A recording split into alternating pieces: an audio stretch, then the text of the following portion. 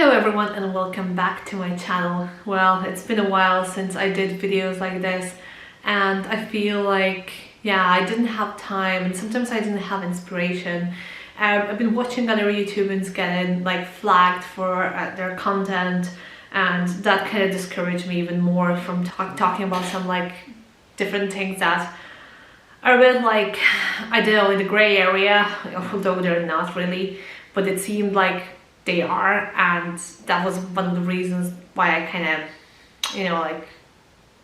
I was thinking twice or thrice before recording videos. But anyways, I am back. I will do videos regularly now, and I also do short videos a couple of times a week on Instagram. That's what I was intending to do.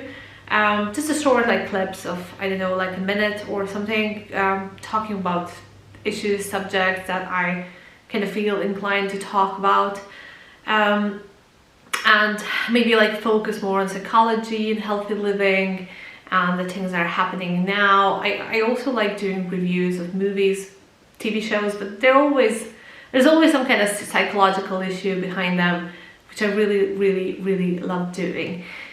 Basically, today I wanted to talk about the relationship of possessive mothers and their sons.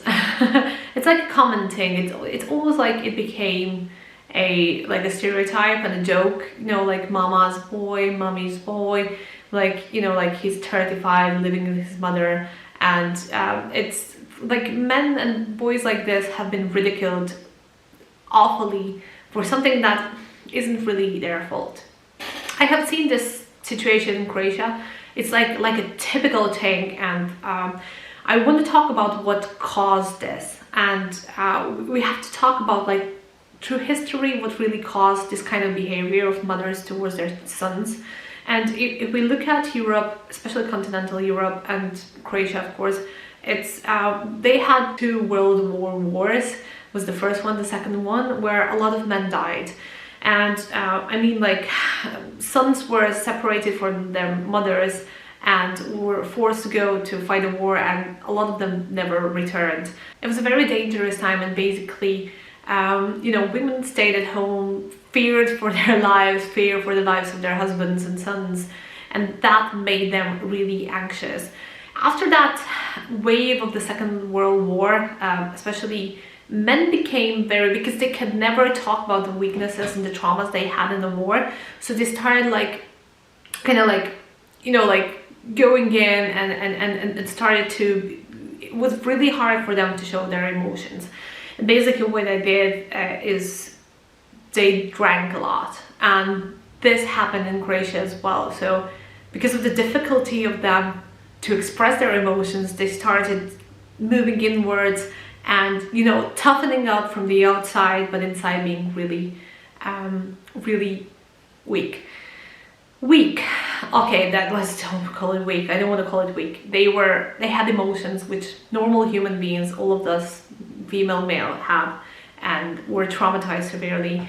And this way they raised their sons. So that was the first kind of step. I remember my grandfather was very, he was a nice man, but he was very tough on the outside. And the way that he raised his son is, well, he didn't. That's basically what happened. Men kind of turned to working a lot, overworking, and then drinking after in the pubs. And basically their sons grew up without their dads, but learned only thing to be tough. And that's when the next generation of men kind of started. That started in the 70s or something like that.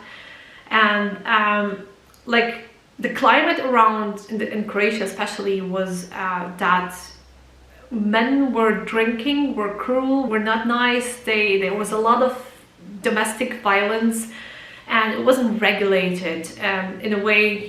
Men were still trapped between I own a wife and my wife is free, and they didn't know how to behave. Women didn't know how to behave either. And the dominant strain in the women's culture as well, in the women's lineage, was, I can't really say the truth because there can be a severe punishment for that. So I need to manipulate, and that's exactly what happened. So with our parents, especially my generation, my brother's generation, so I know from 70s up, the children that were born from 70s up, there was this interesting thing happening. So men were, as I was saying, very distant. They didn't know how to even approach their children. They were really pissed off with their sons for some reason, because in a way, because they didn't really trust into their own masculinity. Having a son became, instead of a chance to raise another man, a competition, and they really didn't know how to treat them. Women were very unhappy in their marriages. They were really unhappy with men, but sort of didn't want to leave, and that brought them into a situation, like a lot of them couldn't leave, in a way, like financially. So that got them into a situation where they really kind of hated their husbands, but in a very passive way and a very manipulative way, in which they wouldn't confront them directly because they were scared of them. So they took it out on their sons. They basically unconsciously did this thing where they had this agenda of demasculating men in order to make them safe for them and for other women on the planet, which proved to be a really, really awful and horrible mistake. In a way, because these men didn't know where is their place in society. Obviously, they didn't really belong into women's world. They didn't belong in the men's world, so they were like kind of stuck in the middle, not knowing where to go, because mothers used them to complain about the fathers. They learned that being a man is something really bad, and if I'm a man, that I am the source of this violence, and I am the source of other women's, my mom's pain, and I need to constantly fix myself because originally I was born bad. And that was a lie. That was a lie. Masculinity has nothing to do with domestic violence or with drinking. And these boys needed a healthy male role model that they didn't have. Instead of that, they had a toxic, constantly complaining, unhappy mothers that used them to kind of, for like a husband replacement. And I know it sounds a bit sick, but it is a husband's replacement. So I don't know, a lot of them would say like, my boy, my little boy, perfect boy. There came a point where these boys were growing up into men, and a lot of mothers would either not let them, or they would show them how unhappy they are with this as soon as they reached some kind of independency. A lot of them, they just couldn't see their little boys as something like an individuals, but rather as kind of like a prolongation of themselves, and like they were one, and it was like a really, really unhealthy symbiotic existence of a mother and a son. And a lot of these men struggle. Some of them struggle even to kind of break free, and the ones that break free have this awful fear of connecting with women, because I mean, the last time they connected with a woman, she almost, you know, destroyed them.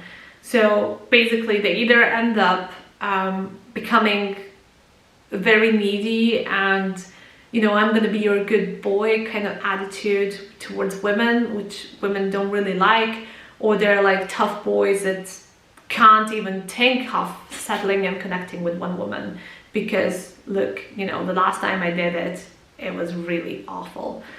And this kind of relationship is really bad. I see that the newer generations are kind of trespassing that gap, because women are now becoming more free and are more able to say if something's bothering them, and, you know, like the equality is coming to a point where there is some kind of equality. So men don't have to be too aggressive, so that's kind of like decreasing, and women don't have to like go very manipulative anymore. But like this whole generation of men have been hurt and have been messed up, and they're in search for the masculinity, and they don't even know where to look, because frankly, generations of their fathers, it's very hard to find a man that is like a normal male role model. But honestly, even me as a girl, like for me, it's really hard to find a woman from that time that is a healthy female role model. So guys, I feel with you. How to break free from this? It is very curious, and I wouldn't put it in one video. So I am planning to make a video of how to break free from that circle if you are one of the good boys, and how to get in touch with your aggression, for the positive aggression, your boundaries, and how to finally get a hold of your life and be what you want to be. But I'm gonna also touch up on the men that are afraid of women in a different way. It's basically like two sides of the same coin, and these guys are afraid of being trapped. And we can talk about a lot of things here, a lot of things, and some of them are a bit tricky and are very personal, individuals. And that's the thing with psychology. Like if you're really looking for help, like some general information might not or may not help you, because every single mother is different. Not every manipulative mother is the same in the form of manipulation, but generally talking about is they all try to make your dads look very bad, and even if they are, it's a wrong thing to do, because it's up to you to decide on who's good and who's bad in the family. And what happens is, when you say that all men are horrible to a young boy, his kind of conclusion upon that is that he's bad as well, as he was born as a man. I can see a lot of men struggling with this, and it's a perfect kind of ground for them to grow up and marry women that are going to do the same thing to them. But the problem is they are not able to even see it, because they've been trained up so well with their mommies that being abused is like a super normal thing, and they end up like destroying their lives, just because they think that's what love is, and because they're so originally bad that they just have to bow.